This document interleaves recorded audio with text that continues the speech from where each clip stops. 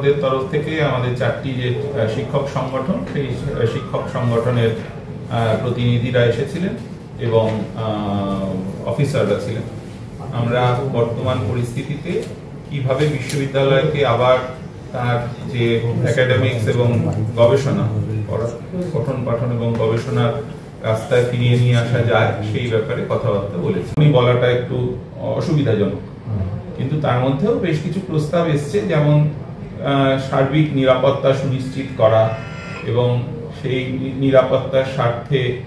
যদি সরকারের কাছ থেকে আরো কিছু সাহায্য বিশ্ববিদ্যালয়ের প্রয়োজন হয় তাহলে সরকারকে সেই ব্যাপারে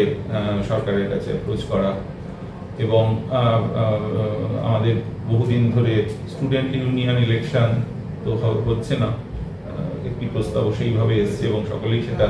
গ্রহণ করেছেন যে আবার সরকারের সঙ্গে বিশ্ববিদ্যালয় যাতে করে স্টুডেন্ট ইউনিয়ন ইলেকশন করার ব্যাপারে কথাবার্তা চালান।